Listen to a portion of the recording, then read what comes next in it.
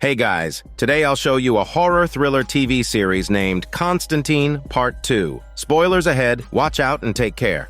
The drama begins in the dim streets of New Orleans, where a police officer named Jim was dumping his wastewater in an alley when a woman walked by to witness his smelly sausage. Flashing his badge rather than his sausage, he assured her of her safety, boasting that a smelly cop was right there with her. As she continued talking on the phone, she suddenly collided with an approaching masked figure who cryptically asked if she was pretty. The woman scoffed, replying she was out of her mind. Offended, the masked figure's eyes flashed with murderous intent. In a flurry of motion, she raised a pair of scissors and stabbed the woman multiple times, sending her straight to meet Satan. Officer Jim, stunned, scrambled to draw his gun and opened fire, but the bullets had no effect. The masked woman quickly fled, leaving the officer too shaken by the strange encounter to pursue.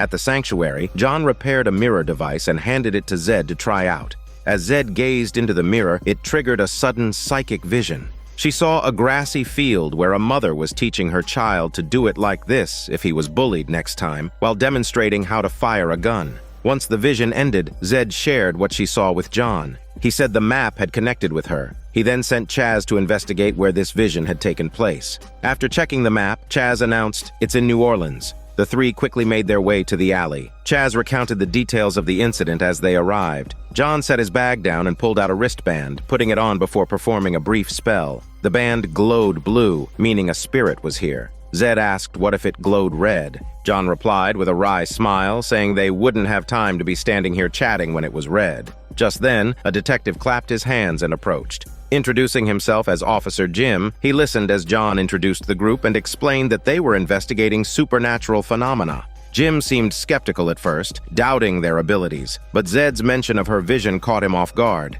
When Zed described what she had seen, Jim froze, his face betraying his shock. He asked where she had heard that. Zed replied it was his mom who taught him how to fire a gun. Jim's expression shifted to one of disbelief, and John interjected, telling him not to overthink it since she's a psychic. Turning back to the case, John asked if he was the one handling this investigation. Jim explained that he had reported everything he'd seen, even firing every bullet in his gun to no avail, but his superiors dismissed him as crazy and took him off the case. John chuckled, handing him a business card. John said this wasn't an ordinary case, that's why they were here. Later, at the hotel, Zed and John prepared to take the elevator up to their room. When the elevator doors opened, Zed was hit with another vision, a tree-lined road with a broken patch of bark on one of the trees. As she stepped closer to examine it, a passing vehicle startled her, pulling her out of the trance. Alarmed, John asked what she had seen. After hearing her description, John sighed that they got their hands full. He would call Jim to give him a heads up. Meanwhile, outside the city, an old man driving a car asked his passenger, Philip, if he knew anyone in town. Philip responded no hesitantly, prompting the man to press further if he was sure. When the old man turned his head, Philip had vanished. Startled, the man glanced around in confusion, only for Philip to reappear, his face covered in diabetic blood. The sudden sight made the old man jump, and as he tried to regain control of the car, it swerved off the road and crashed into a tree, the very same tree Zed had seen in her vision. Without airbags to cushion the impact, the man's head struck the steering wheel, leaving him bleeding and dazed. As he lay there, Philip appeared once more and whispered he had promised to take him into town. The next day, the three of them arrived at the car accident site. Chaz stayed in the car while Zed and John went ahead to ask questions. Zed lied, claiming the victim of the accident was her sister. However, the police said it was a man. John quickly covered for Zed, suggesting that maybe her sister forgot her phone charger. They then asked the police about the accident. Since it was a traffic accident, the police shared that the driver was still conscious when found, repeatedly asking where Philip was. However, no one had seen Philip. The driver ultimately died in the ambulance. Strangely, this was the third accident involving that particular tree. As they were talking, Jim arrived in his car and shouted at John that he was under arrest. The fact that he knew this would happen means he was the killer. John sighed but didn't resist. He instructed Zed and Chaz to continue the investigation and be ready for anything. Jim dragged him away. John tried to reason with Jim, pointing out the pattern: 3 accidents at the same spot, likely caused by a malevolent spirit. He added that the masked woman with the scissors had clearly killed before and suggested checking obituary records. Jim dismissed it all as smelly nonsense. Meanwhile, Chaz used a wrist device to track spiritual activity. Soon, the device picked up a signal in an alley. He shouted for a man in the alley to leave immediately, but before he could react, the masked woman appeared. Chaz confronted her. She asked if she was beautiful. Chaz replied yes. Then the woman removed her mask, revealing her disfigured face, and asked, "How about now?" Chaz maintained his composure and said, "Still beautiful." Enraged, she screamed in a chicken voice that she would make him look like this too. She swung her scissors, and though Chaz tried to fight back, he was no match for her muscles. She fatally stabbed him in a matter of seconds. At the police station, Jim decided to investigate. What he found convinced him John was right. They discussed the situation. The masked woman was a former model whose beauty sparked jealousy in a rival model. The rival had slashed her face, leading to a 4-year prison sentence for intentional assault. The disfigured model, devastated by the destruction of her face and career, eventually took her own life by poisoning herself. The rival, however, was released early for good behavior. John decided to pay the rival a visit. As for the spirit causing the accidents, it was revealed to be Philip. He had been hitchhiking back to the city but was hit by a car near the tree and killed. Now, his only living relative was his grandmother. John remarked that they needed to speak to her as well. He pointed out that the disfigured model had been dead for nearly 5 years, and Philip for 3. Jim wondered if someone could have awakened them. John clapped and said now Jim was catching on. In the alley, paramedics arrived to check on Chaz. He had no pulse or heartbeat. As they prepared to cut his clothes for further examination, Chaz suddenly came back to life, shocking the medics. Wincing in pain but recovering quickly, Chaz waved off their concern, claiming he'd just hit his head. Meanwhile, the wound on his abdomen rapidly healed. He then asked if they had any spare clothes. John met with the rival model alone. She admitted that she and the disfigured woman were once close colleagues, but the woman's sudden rise to fame plunged her career into a slump. Consumed by jealousy, she had lashed out, slashing her face. After serving her prison sentence, the rival claimed to have reformed and now spent every day praying for the woman's soul. John asked if she had ever been haunted by the woman's ghost. The rival said no, but mentioned meeting a man who claimed he could help her see the disfigured woman again to apologize in person and beg for forgiveness. Meanwhile, Zed visited Philip's grandmother and learned that Philip had dropped out of school and started using marijuana. Disapproving of his lifestyle, his grandmother cut him off financially, forcing him to hitchhike. On the day of his death, he was heading to the city when an out-of-control vehicle hit him by the tree. Zed asked what kept her going, now that she had no family left. She mentioned meeting a man who allowed her to see Philip again, giving her a chance to reunite with him. She revealed that man was actually Papa Midnight. With the mastermind identified, John called Zed to strategize. He decided to confront Papa Midnight himself, while Zed was tasked with monitoring the tree to prevent further accidents. Zed expressed concern, reminding John that Papa Midnight had nearly defeated him before. John reassured her, not this time. Papa Midnight was busy helping a widow communicate with her late husband, of course charging a fee for his services. Midway through the ritual, John barged in, interrupting the seance, and jokingly remarked that he didn't bring a gift. Papa Midnight, clearly annoyed, called out John's name. The two had a history of grudges, and now John was trespassing again, making him furious. However, John dismissed his anger and pointed out that his ritual was flawed, claiming the summoned spirits couldn't return to where they belonged. Papa Midnight refused to believe this, insisting his rituals were perfectly fine. Before long, Papa Midnight played dirty and ambushed John, knocking him out once again. Elsewhere, Zed was busy warning passing vehicles. Jim arrived and struck up a conversation with her. Since he couldn't intervene in the disfigured woman's case, he decided to check out Philip's situation instead. He suggested to Zed that instead of simply warning drivers, she could try addressing the source by giving Philip a ride. Zed didn't refuse the suggestion. Despite his hatred for John, Papa Midnight couldn't ignore the warnings. If what John said was true, things could get seriously problematic. He performed a spell, sending a floating skull to investigate the truth of the matter. The next day, Papa Midnight arrived at a location and told his assistant not to turn off the car engine. Meanwhile, John regained consciousness in the car's trunk. He lit his lighter, retrieved a lock-picking tool from his watch, and got to work. At the same time, Papa Midnight visited the home of the client he had helped the previous night. The woman expressed her gratitude, saying she couldn't believe he had brought her husband back to life. But Papa Midnight wasn't pleased when he saw the spirit. John had been right. The ritual had gone awry. Seeing the woman drained of her vitality, he tried to persuade her to cancel the ritual. However, the spirit clung to her and reassured him that everything was fine, insisting there was nothing to worry about. Helpless, Papa Midnight left and returned to his car, ordering his assistant to open the trunk. John popped his head out and teased that his driver swapped places with him since he wanted to take a nap. After that, John got to the point, asking if he believed him now. Papa Midnight admitted John was right. The woman's husband is draining her life force, but he couldn't figure out what went wrong with the magic ritual. John replied, "It's the rise of the darkness." Papa Midnight asked John for help, suggesting they settle their past grudges. John agreed, but only on the condition that Papa Midnight's sister assist him with something. Papa Midnight said they'd discuss it after the current matter was resolved. By this time, the sun had risen, but Zed and Jim were still driving in circles. In their small talk, Jim suddenly recalled something and exclaimed, "It's her who changed her name," and tried to run from it. Now it was Zed's turn to look puzzled. At that moment, Philip appeared. The forest trees blocked out the sunlight, and another car passed by without stopping for him. Zed pulled the car over, and Jim rolled down the window but hesitated to speak. Zed stepped in, asking if he needed a ride. Philip asked if she could take him into the city. Zed nodded and said he could get in. Philip climbed into the car like a normal person, and Zed asked why he was heading to the city. Philip replied he didn't know, but he just felt like he needed to go. The car started moving again as Zed casually brought up the topic of running away from home. Philip, sensing her intention, used his trick again, vanishing from the back seat and reappearing in the front. Jim was startled and shouted for Zed to stop the car. However, Zed, knowing that hitting him wouldn't harm him, deliberately drove into him. Philip dispersed on impact, disappearing once more. Meanwhile, John and Papa Midnight arrived at the cemetery. During their chat, Papa Midnight criticized John's methods, calling his plan to burn the bodies disrespectful and crude, a disgrace to the dead. John retorted that his way was the most efficient, reminding Papa Midnight that the malevolent spirits were still out there causing harm, which was the real disrespect. With that, John forcefully cracked open a coffin.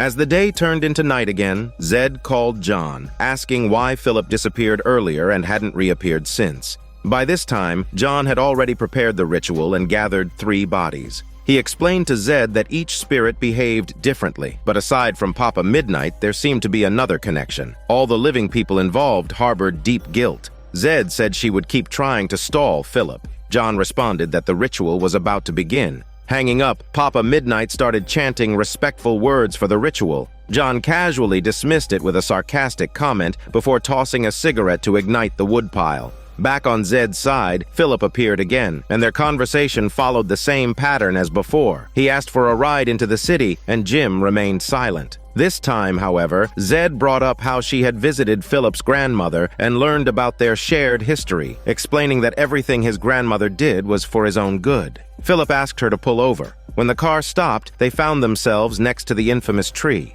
At the cemetery, the 3 bodies were burning as John and Papa Midnight chanted their respective spells. The ritual soon ended, and the fire died out on its own, but the bodies remained completely intact, proof that the ritual had failed. Papa Midnight blamed John, claiming he had warned that this approach wouldn't work. Their argument escalated, with Papa Midnight asserting his orthodox magical lineage, while John defended his self-taught, unconventional methods. As the debate turned physical, insults about each other's skills and character flew. After the scuffle, John had a realization and asked Papa Midnight for his phone to make a call. Elsewhere, Chaz once again saved a woman, then stepped forward to confront the disfigured model. She repeated her usual question, asking if she was beautiful. This time, Chaz didn't answer. Instead, he countered to ask if he was beautiful. The model froze, startled, and asked her question again. Chaz refused to answer and instead asked another random question. The standoff dragged on, with neither side budging. John finished his call and gathered the people tied to the deceased. He shocked everyone with his revelation. Papa Midnight hadn't resurrected their loved ones. Instead, it was their own obsessive attachment to the dead that had kept the spirits bound. Papa Midnight joined John in urging the living to let go of their attachments and allow the spirits to rest. Eventually, the group agreed and the ritual resumed. This time, under Papa Midnight's spell, the woodpile reignited without any input from John. At this point, Philip remarked that he could see the city just ahead. Zed encouraged him to go, and he disappeared. The disfigured model followed shortly after, along with the woman's husband. The ritual was finally complete. Jim drove over to pick up Zed, who thanked him for his help. As they talked, Jim mentioned he had once worked in the missing persons department. Though the job wasn't great, he remembered plenty of distinctive cases, like Zed's face. He revealed that her family had reported her missing, and during the investigation, they found surveillance footage of her stealing something. Embarrassed, Zed admitted she had stolen an apple and a slice of sandwich before quickly changing the subject, asking if the missing person report was still active. Jim assured her it wasn't and then offered his hand to pull her up. As Zed touched him, her psychic abilities kicked in and she caught a vision of the future. She saw Jim riddled with bullets, coughing up diabetic blood. Stunned, Zed froze. Jim asked what was wrong, but Zed didn't share what she had seen. With the task completed, it was time for negotiations. Papa Midnight offered John an opportunity to speak with his mother. John hesitated briefly before declining, saying what he needed to know was what he was up against. Papa Midnight made no objections. After quietly casting a spell over the skeletal remains of his sister, he spoke in a low tone, saying his efforts would ultimately be in vain. Darkness is coming, and it will be brought by someone close to him, someone destined to betray him. John, hearing this, fell silent. The scene shifts to a Halloween Eve when the screams coming from a luxury villa pierced the night. A neighbor knocked on the door, pleading for the commotion to stop, thinking it was a family dispute. In truth, the scene inside was nothing short of chaos. The fireplace had been severely damaged, with one person crushed underneath. Blood spattered across the floor and even the ceiling. Amidst the destruction, a man, his face covered in blood, floated mid-air, begging for it to stop, but there was no response. Soon after, he fell to the ground. A little girl witnessed the entire event. Shortly afterward, the police arrived at the villa. In the kitchen, a female officer sat beside the little girl, who remained silent. A male officer urged her to finish her duties and return to her post. Clearly annoyed, the female officer shot back a glare. Just then, the coffee cup on the table began to act strangely. Standing up, the female officer explained to her colleague that the little girl just lost her parents. She needed comfort. The male officer reassured her, saying the social services team would be arriving soon, but as the two argued, the coffee cup's movements grew erratic, and the little girl's eyes began to change. Suddenly, the coffee cup exploded, startling everyone. The officers rushed in with their weapons, asking what had happened. Although no one understood, the female officer hurriedly comforted the now calm girl, who seemed unaware that she had caused the incident. Elsewhere, John was woken up by a woman calling his name. The woman urged him to get up, saying they didn't have time to waste. John, still groggy, couldn't remember her name, but she brushed it off, saying her boyfriend was coming. John, confused, asked if she didn't mention a boyfriend last night. She responded she did tell him. Just then, there was a knock at the door. Her boyfriend was there. The two shared a tongue massage, and John clumsily escaped through the window. The woman told her boyfriend she had just been in the bathroom. Back at the Sanctuary of the Damned, Zed went off to study. John, however, didn't feel like working today, claiming he hadn't had enough sleep. Chaz wasn't having it, though, taking away John's breakfast and telling him to check if there was anything on the agenda. Reluctantly, John used a magnifying glass to inspect things and soon noticed something odd about a bloodstain in Birmingham. Putting the magnifying glass down, he remarked it was only a 2-hour drive and that they'd be there by noon. Then he went right back to eating breakfast. Before long, the two arrived at a lavish mansion. As usual, Chaz began explaining the details of the case like a police investigator. The night before, a couple had been killed in a gruesome manner. Their deaths weren't caused by knives, burns, or anything familiar. What's more, their little daughter had survived unharmed. John commented that this was worth investigating further. Splitting up, he told Chaz he'd signal with a whistle if anything came up, and then he entered the house. Inside, John studied the scene carefully, analyzing things in his head. His attention was caught by some liquid on the porch. He leaned down to examine it, sniffed it, and licked it. Judging by his expression, it didn't taste great. Just as he turned around, Manny suddenly appeared, startling him. He swore he would punch him if he wasn't an angel. Manny replied he couldn't exactly make a grand entrance. Continuing to examine the crime scene, John noted there were no traces of magic. He theorized it must have been caused by some powerful telekinetic force. Curious, he turned to Manny and asked what he was even here for. Manny finally admitted they needed a plan. He then explained that this time, the dark force they were facing was ancient and powerful, and John was the one who had to stop it. John was clearly annoyed. Manny shrugged and listed off a series of past saints, pointing out how John had none of their qualities. He concluded, maybe it's just fate. At the mention of fate, John changed the subject, asking Manny for help with something. Predictably, Manny refused, saying angels couldn't interfere directly in human matters. Looking at a shattered coffee cup on the table, John speculated it had been blown up using telekinesis. Manny warned him that with the rise of darkness, old methods might no longer work, so they needed to think ahead. John took out a piece of paper, lit it, and began chanting a spell. Manny watched, surprised to realize John was speaking in Mayan. When the spell was complete, smoke rose up and transformed into a recreation of the crime scene. Watching the replay, John discovered that after the little girl left the room, another child had appeared. He deduced that the girl had been possessed by a child's spirit. She had survived because she was the attacker. Now that the spirit had left her, it would likely look for another child to possess. That night, under the cover of darkness, the child's spirit slipped into a family's home through a window. It crept into a bedroom, waking the boy sleeping there as the wardrobe door creaked open. Annoyed, the boy turned on his bedside lamp and threw a toy at the wardrobe, shutting it. He turned off the lamp and lay back down to sleep. But when he glanced at the edge of his bed, a shadowy figure suddenly appeared, terrifying him. The figure moved toward the curtains, and the boy screamed in fear, shattering the silence of the night. His parents rushed into the room, only for their son to calmly apologize, saying he didn't know why he had screamed. It was obvious, though, the boy had already been possessed. At the bar, John's lawyer friend, an attractive woman, arrived as planned. Owing him a favor, she agreed to look into the case records. The pattern was clear. Both parents killed, the child left alive. The earliest recorded case happened 35 years ago, followed by a second case 16 years later, and a third 18 years after that. Just last month, there had already been 3 cases. Although the police had noticed the pattern, they hadn't been able to solve the case.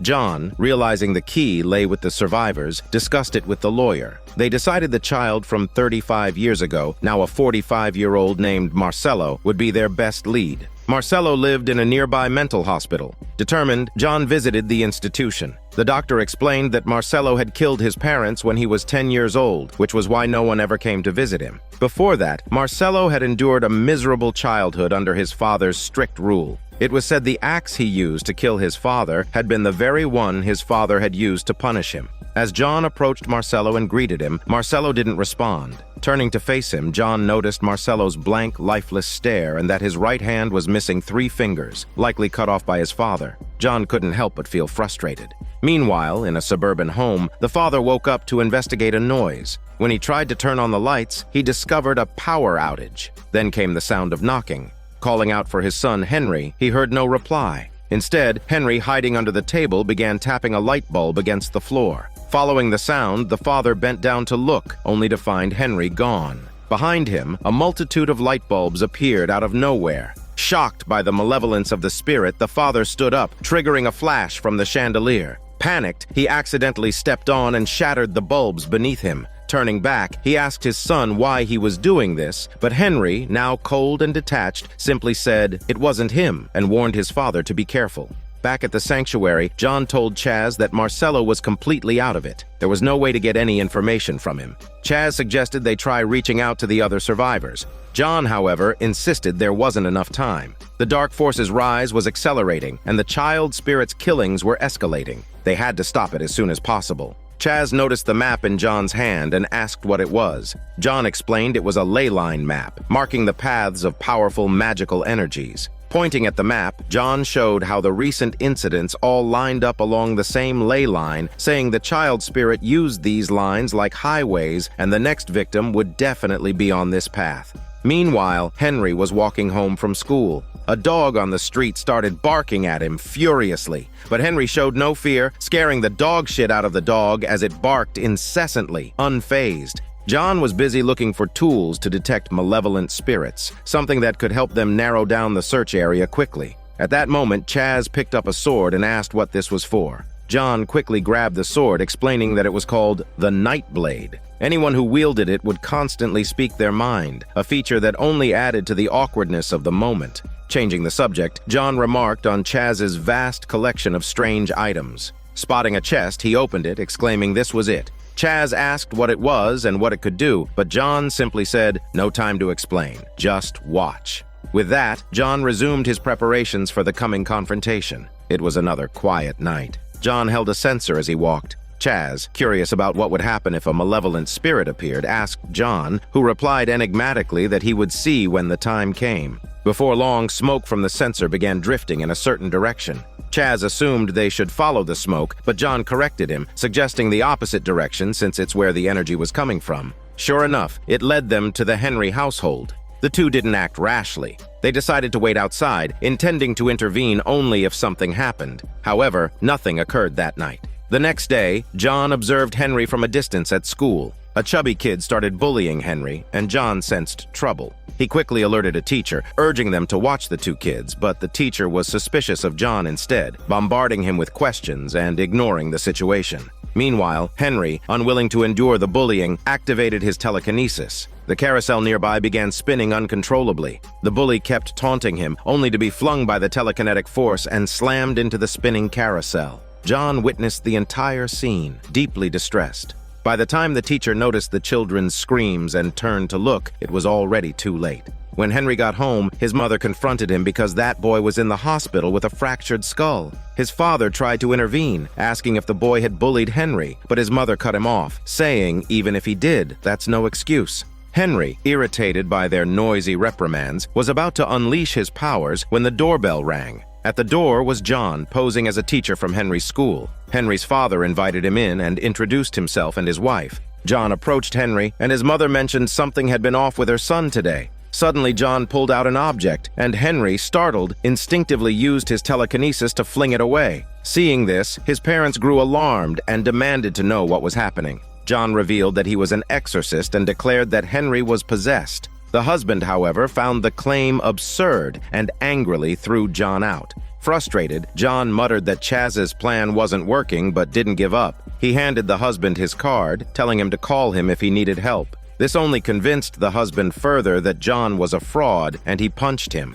John ended up being arrested after the husband reported him. Sitting in the holding cell, he couldn't help but laugh at his predicament. While he grumbled, Manny suddenly appeared. John snapped, saying if he was not going to help, stop bothering him. Manny responded he was here to give him guidance. He then brought up an incident from John's childhood, saying John wouldn't be who he was today if he hadn't been. John didn't want to discuss his past. Just as he was about to ask Manny how he planned to help, Manny vanished mid-conversation, leaving John exasperated. Back at the Henry household, the chaos John had stirred caused a heated argument between the couple. In his bedroom, Henry, unable to stand the commotion, unleashed his telekinesis, wrecking the room. When his parents rushed in, they found him sitting calmly, silent. The father, furious, told Henry to clean up the mess himself, but the mother, now deeply unsettled, realized the boy before her wasn't her son. Meanwhile, at the police station, the officer informed John someone was there to see him. Confused, he turned to find Henry's mother. She approached him cautiously, asking what he meant by possessed.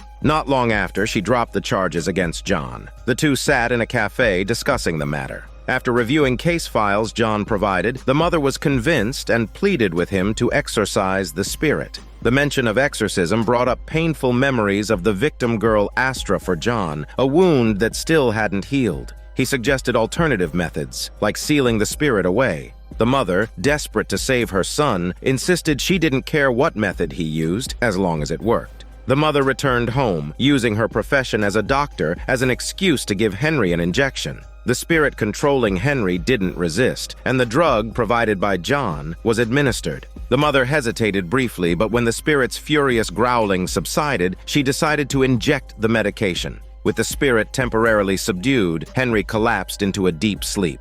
Not long after, John, Chaz, and Henry's mother arrived at an abandoned house, Marcello's former home. Now completely derelict, the house was isolated and steeped in malice, making it an ideal location to seal the spirit. John explained that the spirit, much like a child, was pure and simple in its emotions. This purity granted it powerful telekinesis, but it also had a child's temperament, impulsive and unpredictable. Its intent to kill was raw and primal, unrestrained by logic. Therefore, directly confronting it was too risky. Sealing it away was a much safer approach. The three settled in the area of the house where the malice was strongest. The sealing ritual required all three of them. John warned Henry's mother not to let go no matter what happened. She must hold on until the ritual was complete. He then began chanting to initiate the process. The spirit seemed to sense the ritual and grew agitated, but John continued his incantations. Suddenly, there was a noise at the door. The trio turned nervously to look, only to find a three-legged deer.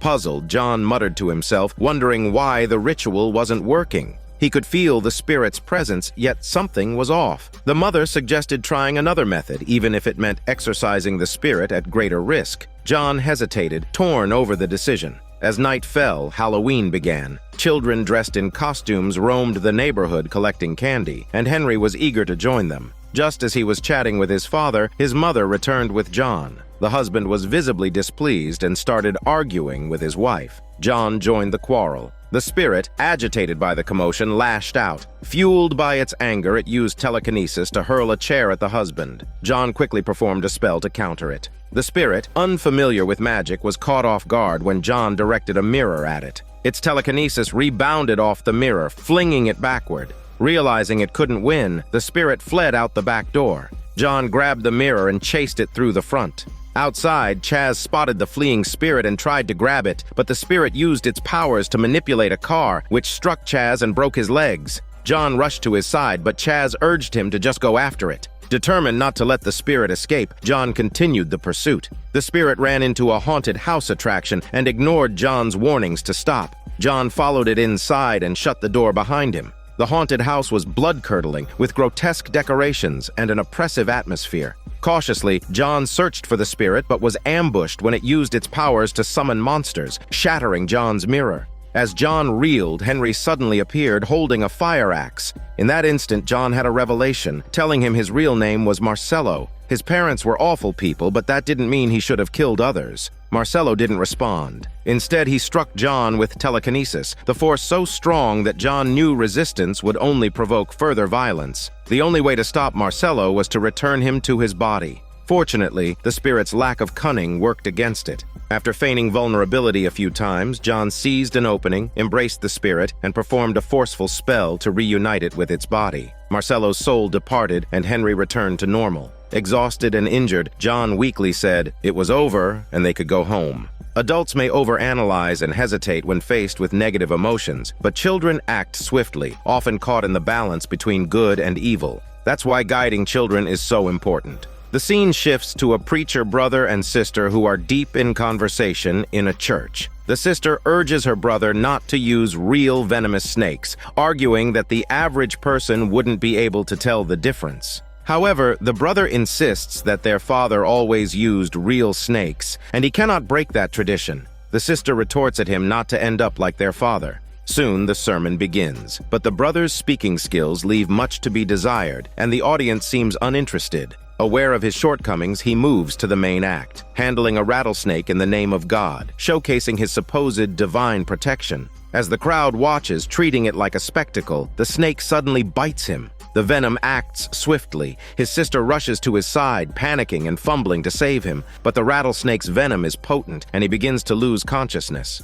Just when everyone thinks he's dead, a pink feather suddenly appears in his hand, and he miraculously awakens. The crowd gasps in awe as he discreetly hides the feather and begins praising God. The miracle stuns everyone, and a disabled man eagerly approaches, begging to share in the blessing. The brother touches the man's severed leg, and it instantly regenerates. The congregation erupts in astonished cries. Meanwhile, Zed is in an art class, practicing her drawing. Suddenly, her psychic abilities are triggered again. She looks down and sees several snakes coiled at her feet. Startled, she screams, drawing everyone's attention. When she glances back, the snakes are gone. The instructor announces a 15-minute break, and a male model, now dressed, approaches Zed to flirt some hormones out of her. He invites her for coffee, but Zed declines. Undeterred, he asks her out for dinner. Zed refuses again, but eventually agrees to meet him on Thursday after his persistence. Back at the sanctuary, Zed tells John about her earlier vision, but John deflects the conversation.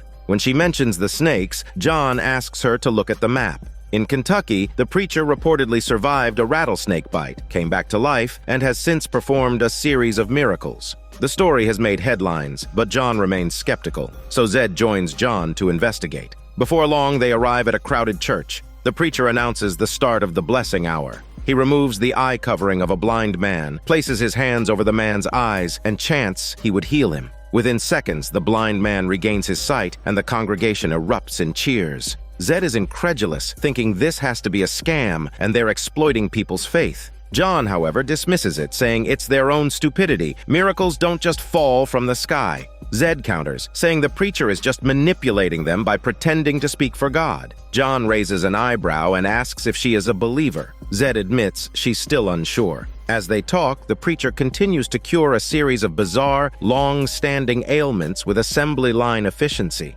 Zed begins to doubt her skepticism, wondering if this really is real. The preacher suddenly starts chanting in a strange language and kneels. The congregation is baffled, but John is visibly shaken. He whispers, "That's the legendary language of the ancient angels." Zed asks if angels are real. John replies, of course, but he doesn't understand every word, but it's definitely the language of angels. Zed presses to ask if he has seen an angel. John avoids mentioning Manny and instead says even angels aren't supposed to use divine power so freely. Meanwhile, at a hospital, the disabled man whose leg was healed undergoes a medical examination. The doctor marvels if it weren't for his amputation records, he wouldn't believe this leg grew back. But as the doctor checks his pupils, something horrific happens. The disabled man suddenly lashes out, kicking the doctor to the ground. The room's electrical systems flicker wildly as a beast-like roar fills the air. The disabled man savagely kills the doctor before walking away, leaving chaos in his wake. Inside the church, people were lining up to meet with the preacher.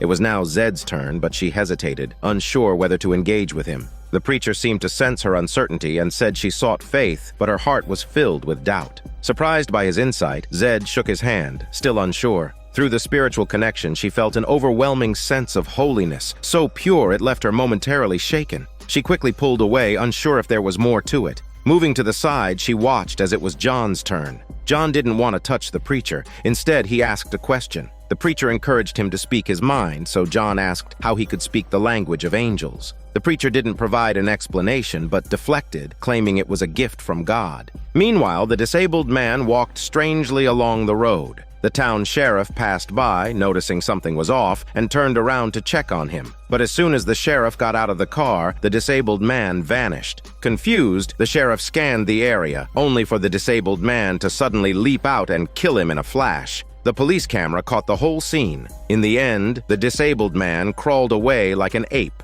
Zed turned to John and said she could feel the divine power through the spiritual link, and this preacher had no evil intent. John replied he's probably being used. Such powerful magic couldn't be used casually. Zed questioned why he thought it wasn't real. John told her to follow him and he would show her the evidence. They made their way to the lake, and the stench hit them immediately. All the fish in the lake were dead. John explained such powerful magic didn't just appear out of nowhere. Now it's disguised as a miracle, but the consequences would only get worse. They couldn't just sit and wait. With that, John shouted Manny's name to the sky. Zed asked who Manny was. John answered, "He's an angel." Zed was stunned, but John told her not to think too highly of Manny, then shouted again, but Manny didn't show up. Zed suggested he should watch his tone. John dismissed her advice with a scoff. Back at the church, the siblings talked again. The sister warned her preacher brother that this power was mysterious, and it would be wise to use it carefully. But the preacher believed this was a gift from God, possibly even a result of their father's work. Regardless, he wasn't about to stop now. After he left, the sister coughed weakly. Meanwhile, John, unable to summon Manny, began to perform a ritual. But even after the ritual, Manny still didn't appear. As John grumbled, Zed suddenly transformed into Manny. John started talking to him, mentioning the preacher's use of powerful magic and his ability to speak the language of angels, hoping Manny could provide some answers. Manny didn't speak plainly, though. Instead, he gave riddles, saying only by facing the sun would the truth be revealed. Frustrated, John urged him to just tell him outright. Manny replied John had already crossed a line. Whether he understood or not was up to him. John sighed, but just then Zed reappeared and Manny was gone again. Zed, assuming the angel hadn't appeared yet, asked if he thought the angel would come back. Just as John was about to say he already did, he changed his mind and wanted to hear her hum the angelic language she heard this morning. Zed reluctantly hummed, initially awkwardly, but after 3 repetitions, a heavenly voice echoed in response. John, excited, asked if she heard that. They both turned toward the sound, and soon, among a pile of dead leaves, they found another angel.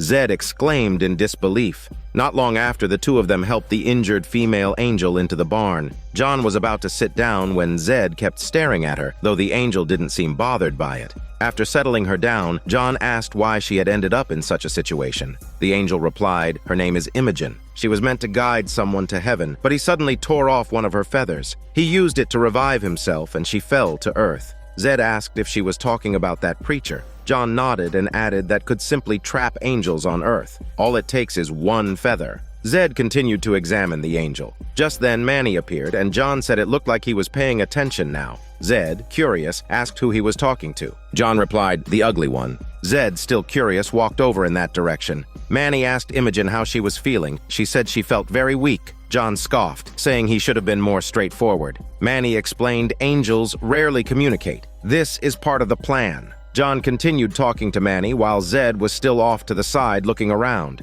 John said, "Humans can't touch angels, let alone rip off their feathers. Imogen doesn't belong to this world. This situation can't continue." Zed interrupted, asking if the angel would die. Manny answered she would die and her soul would dissipate. Zed probably couldn't hear the reply. John said to Zed they need to figure out a way to get that feather back. He then began setting up some kind of protective formation for Imogen. Zed asked several questions and John explained she can't see Manny because he's a pure spirit. He can see him because he chooses to let him. As for Imogen, after her feather was ripped out, she fell to earth so she can see her with her peeping eyes just like everyone else can. Zed said she was shocked and had a lot of questions for the angel. John stopped her, saying angels won't answer her. But Zed demanded to know what was the source of her abilities and asked in confusion that why John would witness angels firsthand since he didn't believe in God, and he didn't seem like a believer at all. John replied, God can't save everything. When facing difficulties, humans must rely on their own strength. Faith may give some people spiritual power, but he was not one of them.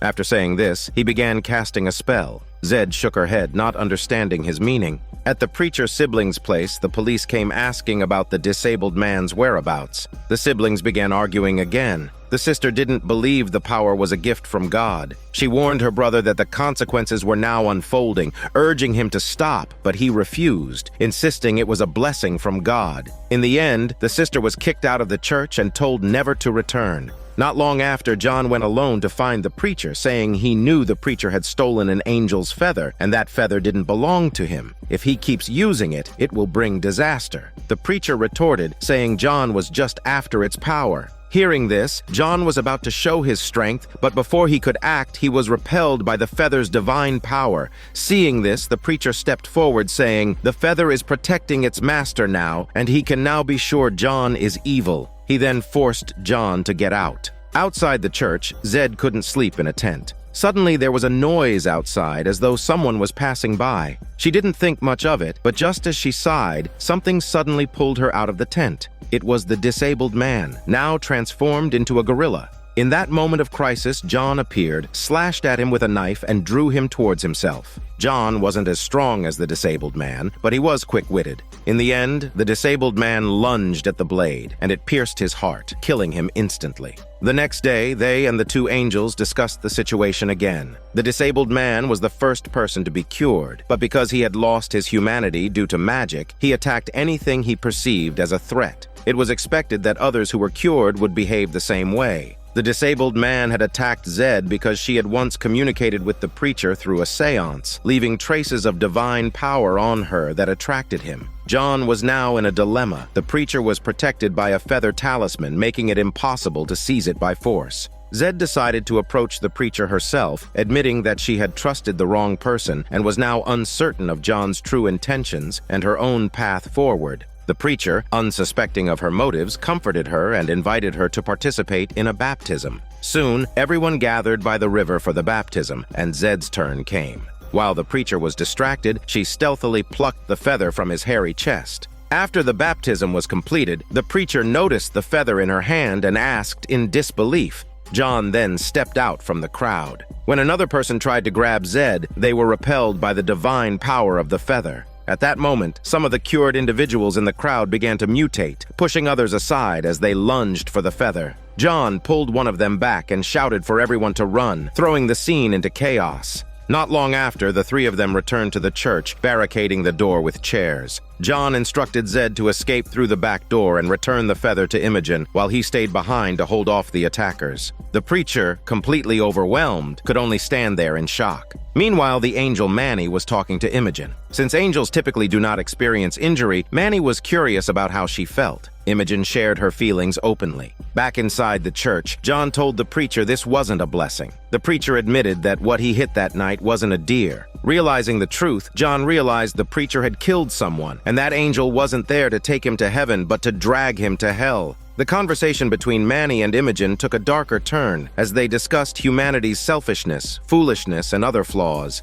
Imogen even suggested they should descend again and take back the world that was once theirs. Manny cautioned her to mind her words. Just then, Zed burst in, clutching the feather. The preacher, still dazed, murmured if he was really going to hell. John didn't answer. If the preacher was indeed bound for hell, then Imogen would be a fallen angel, and Zed shouldn't return the feather to her. At that moment, the barricaded door gave way, and the mutated individuals stormed in. John grabbed the preacher and tried to flee, but was soon overtaken. He had no choice but to fight them off. Zed, unaware of the gravity of the situation, placed the feather back onto Imogen's wing. The divine power that had caused the mutations was instantly withdrawn from the people inside the church. Seeing this, John realized things just got worse. Zed watched in shock as the once pure white feather turned black before her eyes. Manny was equally stunned. Imogen's power surged back to its full strength. Manny was horrified, realizing now that Imogen was a fallen angel. Imogen glanced at Zed, who was still reeling from the revelation, and said, "Thank you." She wouldn't have been able to reclaim her feather without her. At this moment, John entered the barn just as Imogen was about to spread her wings and fly away, but a barrier stopped her fat body. John said this barrier was meant to protect her, but now it's become a cage. She gave the feather to the preacher at the gates of hell when he was on the brink of death, just to create an opportunity to come to the human world. And now those mutated people are under her magical control, trying to retrieve the feather for her. Zed couldn't believe what she was hearing, but Imogen too had her struggles. Pretending to be a holy angel and even plucking her own feather was a pain no one could imagine. John added, it seemed hell had corrupted her. Imogen replied coldly that no one would make her go back. She grabbed Zed by the neck and threatened John to break the barrier. Imogen lamented how she had always been diligent and careful, but was banished to hell over a minor mistake. She had once killed a mortal only because they were just too fragile. Zed was choking and about to lose consciousness. John shouted for Manny to stop Imogen, but Manny said he couldn't do it and disappeared. This enraged John further, and Imogen mocked him, saying that's just how they were, doing nothing. Before her words could settle, Zed transformed into Manny and stabbed her through the chest, ripping out her heart. He glanced at John, and both of them knew things had taken a dire turn. As Manny vanished, Zed returned to her normal self. She stared at the heart in her hands, confused about what had just happened. John quickly took it from her, saying an evil heart mustn't be touched. Meanwhile, Zed felt deeply unsettled. Days later, the preacher, having survived these ordeals, resumed his preaching. Though the congregation was sparse, he carried on as before. His sister sat quietly among the few who attended. In the sanctuary, the evil heart continued to throb inside a sealed jar. John and Manny noticed the boundary between the human world and hell was growing weaker. John said even fallen angels could find ways to cross over. Things were only going to get worse. Manny, hesitant to reveal heaven's plans, could only caution John to prepare for what's to come. Meanwhile, Zed lay soaking in her bathtub when her phone rang. It was the male model calling. Zed apologized for missing their meeting, explaining that she wasn't in the mood today. He assured her it was fine and told her to rest well before hanging up. In the back seat of his car, another man asked if she was not coming. The male model replied she would come next time. The man in the back seat muttered to himself that they would wait. The scene shifts to a new life being born at a church hospital at night. The parents were overjoyed. Meanwhile, at another location, a nun sensed something unusual and turned around nervously, only to be startled by another nun. She hastily asked if the other had seen anything, but the reply was dismissive. Perhaps it was just a rat, given the age of the place. Back at the newborn's ward, the mother, now asleep, was unaware as inhuman hands reached for the baby. Feeling a sudden sense of danger, she woke and screamed at the sight of the horror before her. Hearing her cries, the nun rushed to her aid but arrived only to find the mother already dead like a piece of greasy soap. When the father returned after fetching water and discovered his wife's lifeless body and their missing child, he broke down in anguished screams. At the sanctuary, John yanked Zed's headphones off and asked how her recovery was going. Zed replied that she was fine, though she'd been plagued by nightmares. John remarked she had touched the evil heart. Nightmares were the least of it. He asked if these drawings were from her wet dreams. Zed wasn't sure, but she felt they weren't just fragments of her nightmares. Examining the drawings, John explained this creature is called the contorting demon. It's probably from the memories of that angel. While there's little documentation about them in Noah's time, they were ruthless killers. Fortunately, they were wiped out in the Great Flood. After their conversation, Zed stepped out and encountered a woman. The woman said she was looking for John. Zed called out to him, but the woman seemed impatient. When John came down, he immediately recognized it's Marie. She wasn't physically there, but appeared through some kind of spell, requesting John's help in Mexico. Curious, Zed stepped forward and confirmed she couldn't touch her. Marie insisted that John owed her and had no choice but to help. After giving him an address, she disappeared. Zed asked what he owed her and if it's sex. John, avoiding details, replied that Marie hated him. She wouldn't have come to him unless she was desperate. In a dark sewer, the stolen baby was carried by a nun and locked inside a cage. The cries of the infant echoed through the damp tunnels. Back at the sanctuary, John told Zed this matter was personal and she didn't need to come along. Zed teased him, asking if they two sleep together. John froze for a moment and admitted just once. She was his theology mentor, and she was also present at the Astra incident. Zed nodded in understanding. John concluded by warning her to stay here for now since the sanctuary will keep her safe. In Mexico City, John and Chaz arrived by taxi. Chaz looked at the building and commented that it didn't seem wrong. John disagreed. As they approached, they were stopped by police officers who questioned them, but neither of them spoke Spanish. Switching to English, John asked the nuns if Marie was here. At that moment, a nun turned around, and John was stunned to see Marie had become a nun herself. She greeted Chaz, but then told him he shouldn't have gotten involved, and she only called John. John, still taken aback by her transformation, stared at her in disbelief. Marie led them away, saying this wasn't the place to talk. Not long after, the two started a private conversation. The police outside were investigating because the baby's father was the chief of police. They had interrogated everyone present but found no leads. Regarding the monster, Marie was equally clueless. After discussing the main issue, John tried to get closer to her but was met with rejection.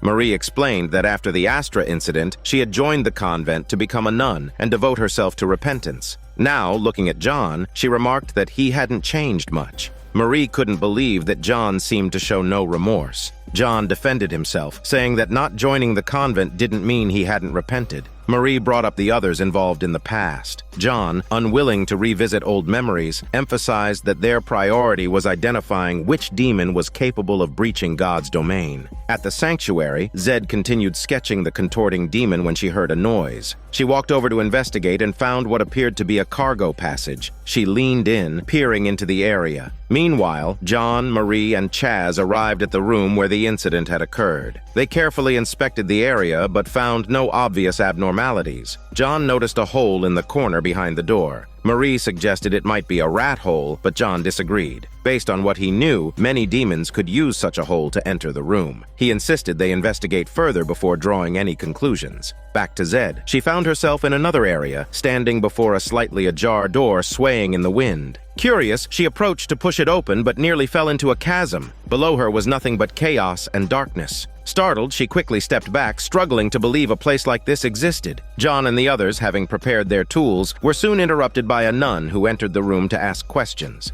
Marie explained that they were investigators and that more mothers would be moving in soon, so they needed to complete their investigation quickly. The nun nodded and left. Lighting a candle, John began casting a spell. After chanting, the surrounding stones began to glow and then combust. The three quickly worked to smother the flames. John remarked that he had erased any traces, concluding that this was no ordinary entity. He said the child might still be alive, and they needed to find their location. Marie mentioned that it was customary in the area to bury placentas in the backyard. Following this lead, they arrived at the backyard of the victim's family. Digging into the soil with their hands, they couldn't find anything, though it should have been buried shallow. Standing up, John noticed some fruit on a tree. He plucked one and upon inspecting it grew horrified. Without a word, John pulled out a knife and cut into the fruit. To their shock, red liquid poured from the fruit, and soon the other fruits on the tree began oozing the same blood-like fluid. The sight was deeply unsettling. At that moment, the homeowner Hugo appeared with a gun, demanding to know who they were. Marie quickly interjected to introduce themselves. Hugo, seeing the horrifying scene before him, asked what's going on. John replied grimly that these were flesh fruits. His child was still alive, and now he knew who had taken him. Once inside the house, the three began to discuss the situation. The incident involved a well-known yet distorted legend, Adam and Eve. Contrary to the traditional story, Eve had sisters who, after being rejected by Adam, became demons in hell. Hearing this, Hugo's faith began to waver, even though both he and his wife were devout believers. He asked, why would God allow something like this to happen? Marie replied that they must hold firm to their faith and not let the demons prevail at this very moment. John scoffed and proposed to let Almighty God rest while they figure out which of Eve's sisters is responsible. Just then, Hugo's phone rang and he stepped away to answer it. Marie was visibly upset by John's remark and asked if he was planning to replace God now. John replied he just wanted this poor man to see that besides futile prayers, there's still hope to find his son. Their argument escalated, but Hugo returned, announcing that another infant had gone missing.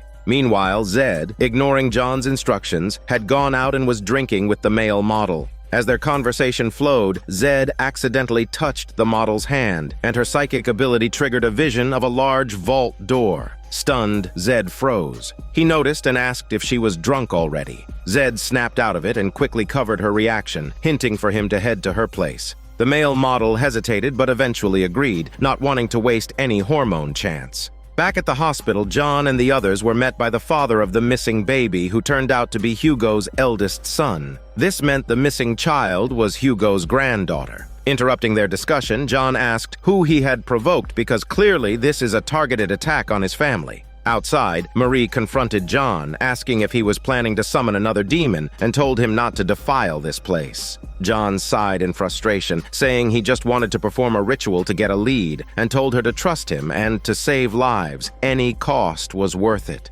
Marie, still upset, left without replying. Chaz joined Marie inside and explained John would rather hurt her feelings than see her get hurt. That's just how he operates. In his line of work, he can't afford to let anyone get too close, just like how things were with her back then.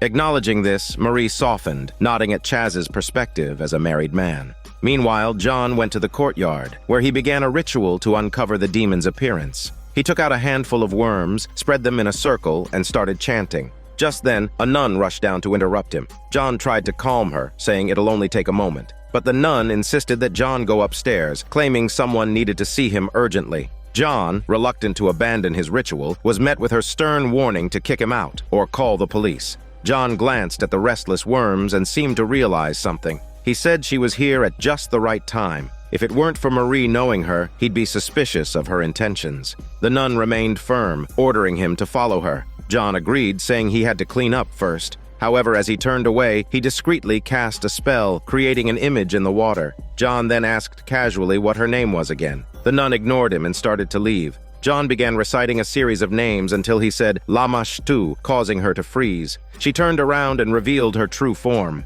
John, unfazed, demanded to know where the children were. Lamashtu refused to answer and lunged at him, pushing him into the fountain in an attempt to drown him. Although caught off guard at first, John quickly recovered, drawing a dagger and stabbing her. The dagger, though powerful, only wounded Lamashtu, who retreated from the courtyard. At the sanctuary, Zed brought the male model along. He was amazed by the setup of the place, and as they chatted, they ended up tongue-massaging each other. Everything seemed to be going as he had imagined, until Zed suddenly overpowered him. Under interrogation, the male model confessed that he was hired by her father and revealed that Zed's real name was also Marie. Hearing this name, Zed became furious and knocked him out cold. In the courtyard, Marie was bandaging John's wounds while the group discussed their latest discovery. It turns out Lamashtu was Eve's youngest sister and was a vampire who specifically targeted infants. But why was she singling out Hugo's descendants? Hugo, perplexed, speculated that there might be deeper secrets. He mentioned that his grandmother was still alive and had once lived in Chile. Perhaps she knew something. Soon after, the group visited Hugo's grandmother. He told her everything that had happened. The grandmother didn't hold back, explaining the cult of the wicked were back. John expressed disbelief. The grandmother elaborated that Hugo's great-grandfather had been part of the cult and had done many terrible things. Hugo's father, unable to bear being part of such a family, had defected and left. Afterward, the cult went into hiding, and she herself had moved with her husband from Chile to Mexico. After hearing her story, John stepped outside and told Marie this can't be true because the cult of the wicked was eradicated long ago. Hell wouldn't even take them in. The grandmother's account left him doubtful, but John began to suspect that the rising darkness might be linked to the cult. Seeing his frustration, Marie admitted her own struggles. Joining the convent had been her way of running away from her fears, but deep down, she had never truly conquered her cowardice. John suddenly thought of a plan, one that might help them locate Hugo's missing descendants. Back at the hospital, John planned to use a chicken combined with Hugo's blood to perform a ritual that would lure the demon Lamashtu. By disguising the bait as another infant, they could follow her and find the missing children. However, this plan required the participation of a baby's mother. John casually suggested he could dress as a woman, but Marie cut him off, saying he just wanted her to do it and why not say it out loud. John replied these babies were innocent. Saving them is worth any price. Reluctantly, Marie agreed and began preparing the disguise. At the sanctuary, the male model shared important information with Zed. He revealed that she wasn't her father's biological child. They were members of the Holy Crusade. Because of Zed's psychic abilities, the church had treated her as a savior and kept her locked away since childhood. Eventually, she had escaped. However, the Holy Crusade had never given up searching for her. As they talked, other members of the church arrived, having clearly tracked the male model's location. Realizing the danger, Zed attempted to use the model as a hostage, but one of the members shot him, completely indifferent to his life. Zed was horrified by the cold-blooded act. At this moment, John reconciled with Marie and handed her a figurine of Pazuzu, a demon king that might protect her against Lamashtu, since the two demons were known to despise each other. As John gazed at Marie, he leaned in and kissed her. To his surprise, she didn't resist, and, after a brief pause, kissed him back impulsively. With that, they began their mission. John returned to the shadows to join Hugo and Chaz, while Marie knelt and started summoning Lamashtu. After some dramatic chanting and rituals, Lamashtu appeared behind Marie. She picked up the chicken used in the ritual, although in her eyes it appeared to be a baby. Just then, Hugo panicked and fired his gun, attempting to end Lamashtu's chicken life. Frustrated, John and Chaz had no choice but to pursue her. Lamashtu fled with the child, turning their tracking mission into a chase. John caught up with Hugo and urged him to stay calm if he wanted to save his son and granddaughter. Meanwhile, Zed was using her knowledge of the terrain to evade capture. Her pursuers were unfamiliar with places like the chaotic portal, and after a scuffle, she managed to throw one of the women chasing her into it. The woman's scream echoed endlessly, its depth unknown. After calming Hugo, John and his group entered the sewer system. Lamashtu's growls echoed nearby, and John remarked that she's found the chicken. At a fork in the tunnels, the group split up. Chaz went one way while John and Marie took the other. Before long, the cries of an infant led John and Marie to a cage. They freed the babies and prepared to leave the sewer. As they began their escape, the discarded chicken was suddenly flung toward them. John asked Marie to return the Pazuzu amulet. Lamashtu reappeared, glaring at the now empty cage, and turned to confront them. Being no ordinary foe, Lamashtu's presence demanded caution. John, however, wanted to understand why she was aligned with the cult of the wicked. Despite Marie's protests, John used the baby in his arms to threaten Lamashtu, knowing that the children were bargaining chips she couldn't afford to lose. Although Lamashtu was ancient and cunning, she lacked the subtlety to deceive them and eventually revealed that the cult of the wicked was tearing down the boundary between hell and the human world. If successful, the two realms would merge, with demons ruling over everything. Lamashtu would gain even greater power in this new order.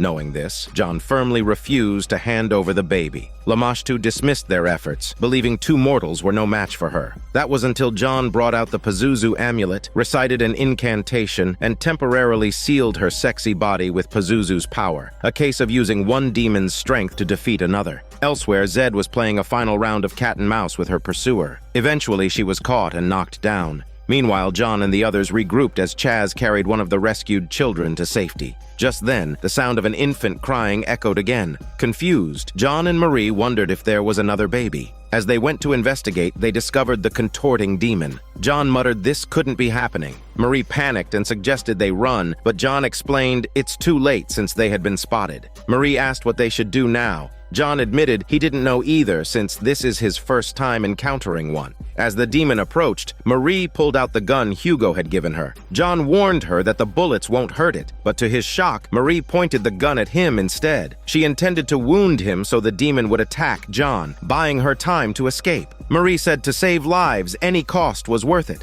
John replied she learned fast before Marie fired the gun. John was hit in the abdomen as Marie escaped the sewer. The contorting demon, drawn by the scent of blood, began to slowly close in on him.